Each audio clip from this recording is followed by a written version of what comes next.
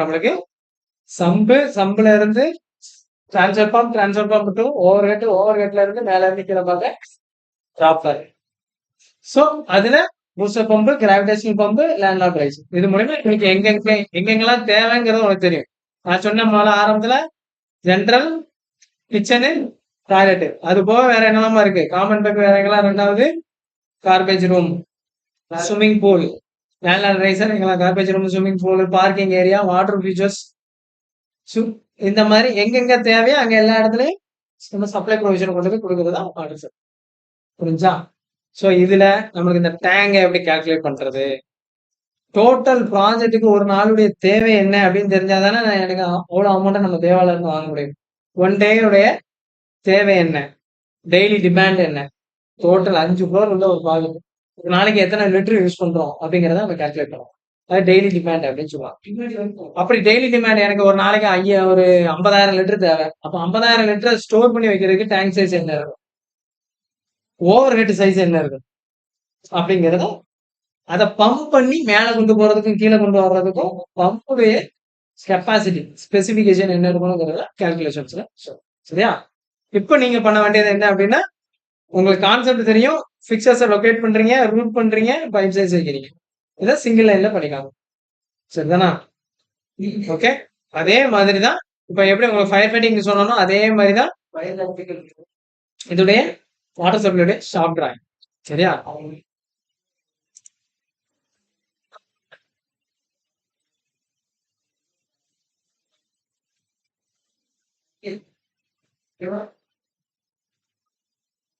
Supply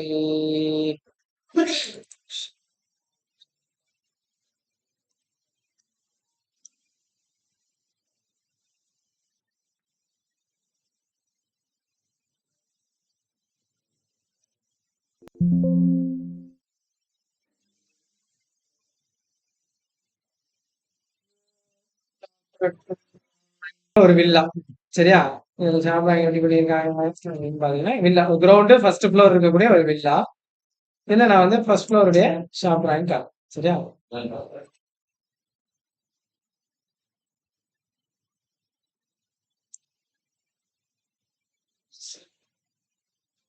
ஓகேவா? இது வந்து இப்ப ஷாப் ரேங்க்ல என்ன பண்ணிருக்காங்க, இப்ப நம்ம அங்க பார்த்ததுதான் ரைட் சைட்ல கோல்டு வாட்டர், லெஃப்ட் சைட்ல ஹாட் வாட்டர் காமிச்சிருக்காங்க.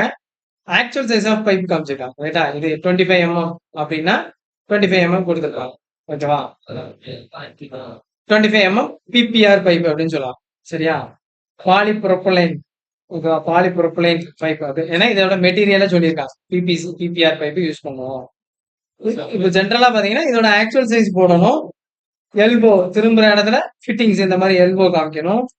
சரியா? ஃப்ளோ டைரக்ஷன் காமிக்கணும். தென் டைமென்ஷன்.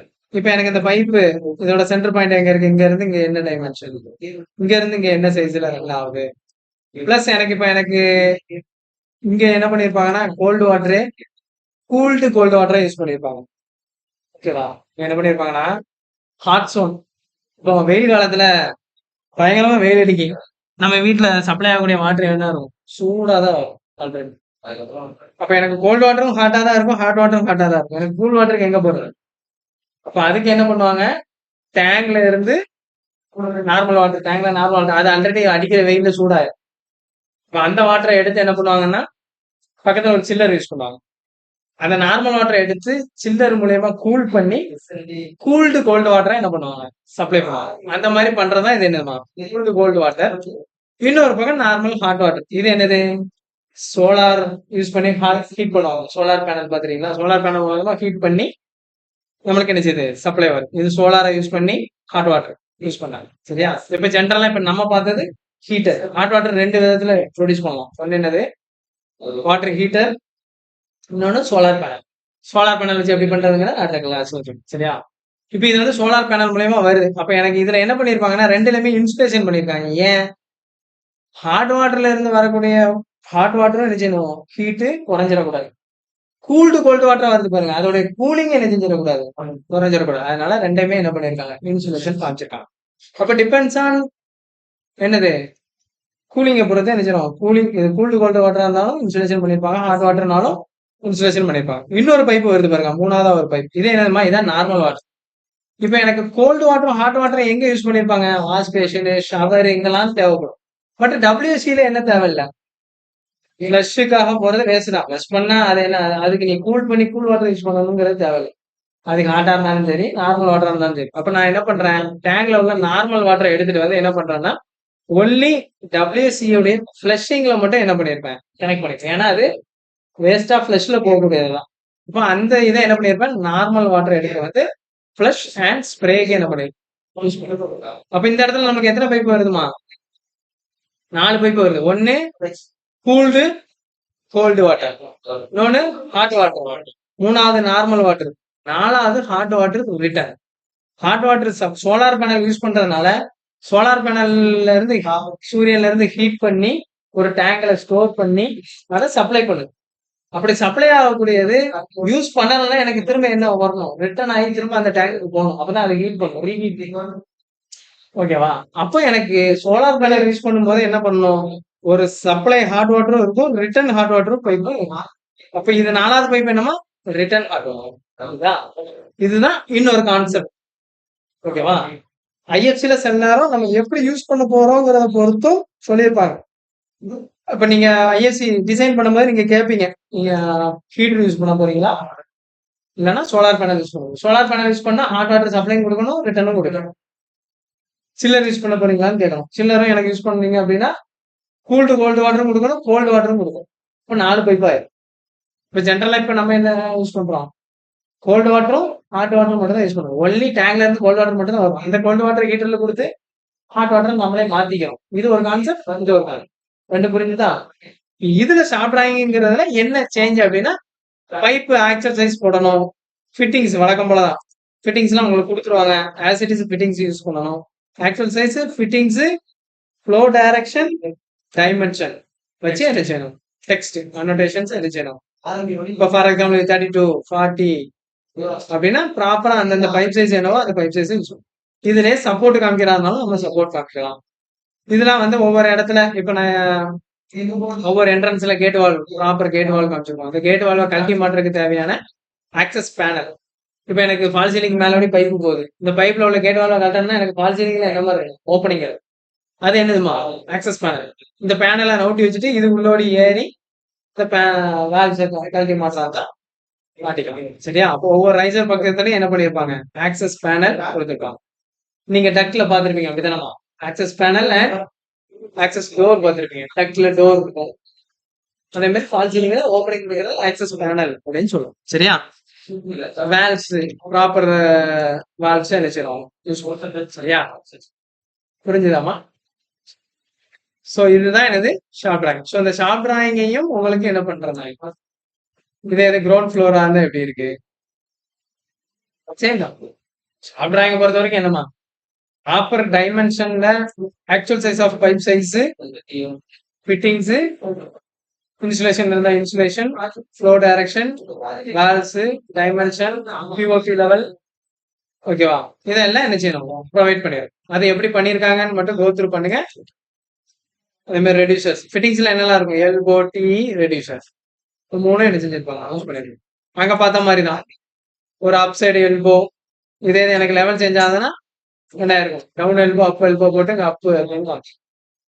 சரியா? இங்க டி ஜாயிண்ட், இது கீழே போது இது மேல வருது, இப்ப இங்க என்ன இருக்கும், ஒரு அப் எல்போ ஒரு டி, இந்த மாதிரி இருக்கும். ஸோ இது என்னது, ஸ்ட்ரைட்டா அதே லெவல்ல திரும்புது. இது டைரக்ட் எல்போ, ஸ்ட்ரைட் எல்போ. சரிதானா? இது என்னது, ஆங்கிள் வால். இது என்ன செய்யும், ஆக்சுவலா அந்த பைப் இப்படி போய் வாலுக்கு உள்ள போயிடும். பைப் இப்படி வந்து வாலுக்குள்ள பெனட்ரேட் ஆகி வால் உள்ளோடு இங்க வந்து அதுக்கப்புறம் வெளியில எப்படி என்ன செய்யும் தெரியும். அப்ப இந்த பாயிண்ட் என்னது, இங்க இருந்து இங்க வந்து வாலுக்கு உள்ள டிராப் ஆகுது, டிராப் ஆனதுக்கு கூட வெளியில வருது. இந்த இடத்துல என்ன வச்சிருக்கும், ஆங்கிள் வால் ஃபிட் பண்ணி அதை இந்த மாதிரி காமிச்சிருப்பாங்க. ஏன்னா டேப் எல்லாமே இங்க வரும் லோ லெவல், பைப் எல்லாம் என்ன ஆகுது ஹை லெவல்.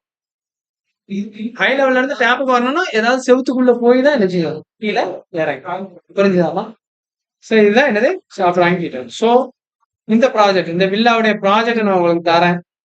அதுல எப்படி செக்ஷன்ஸ் எடுத்திருக்காங்க புரியுதா? அந்த செக்ஷன் பாத்தீங்கன்னா இருக்கா, இது எனக்கு ஹை லெவல். ஹை லெவல்ல இருந்து டிராப் ஆகி என்ன செய்யுது, இங்க உள்ள லோ லெவல்ல ஆங்கிள் வால்வ்ல வந்து என்ன செய்யுது கனெக்ட் ஆகும். புரியுதாமா? ஹை லெவல்ல இருந்து என்ன செய்யுது டிராப் ஆகி வாலுக்கு உள்ளோடி வந்து இதுல வந்து என்ன செய்யுது ஃபிளஷ்ல வந்து என்ன செய்யுது ஹேண்ட் ஸ்ப்ரேல வந்து கனெக்ட் ஆகும். செக்ஷன் இது டபிள்யூசி.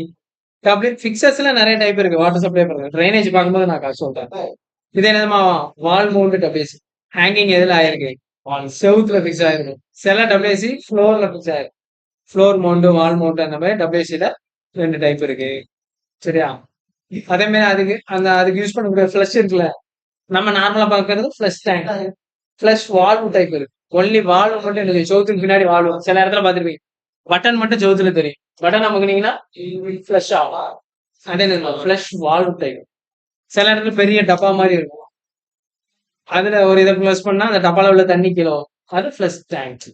சரியா? Flush tank, flush wall mount, floor mount டபிள்யூசில சில டைப்ஸ். புரிஞ்சுதாமா? சோ இதா இருக்கு பாருங்க. இதுதான் இது பைப் வந்து மேல இருந்து அப்படியே டிராப் ஆகி டேப்ல இது சிங்கிள் பிப் டேப். ஓகே, செக்ஷன்ல பாருங்க. இந்த மேல உள்ளது வாலுக்கு உள்ள போதா, இதான் அங்க இருந்து ரன் ஆகிட்டு இருக்க பைப். அதை வாலுக்கு உள்ள தள்ளுவோம்.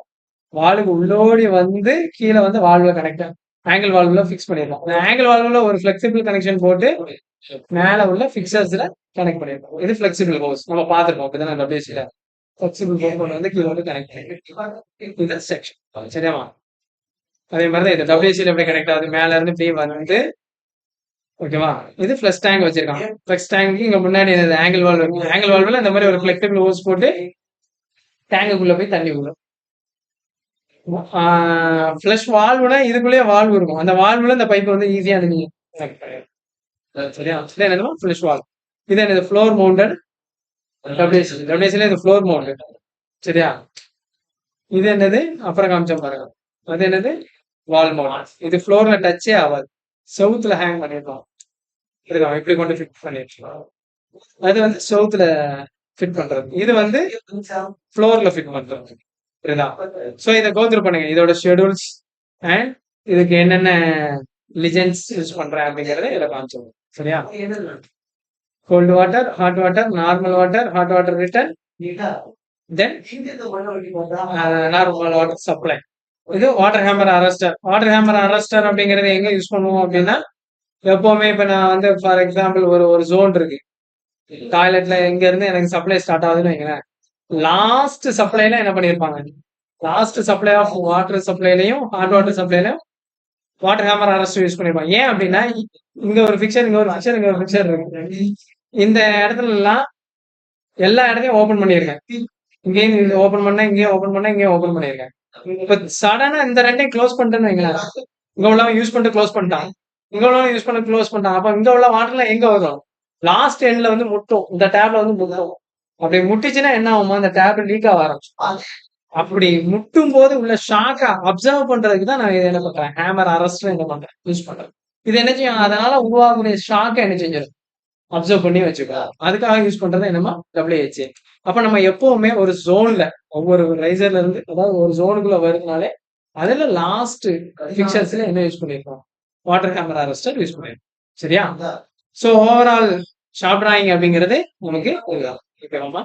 அப்போ ஃபயர் ஃபைட்டிங் சிங்கிள் லைன் போடணும், ஷார்ப் டிராயிங் போடணும்.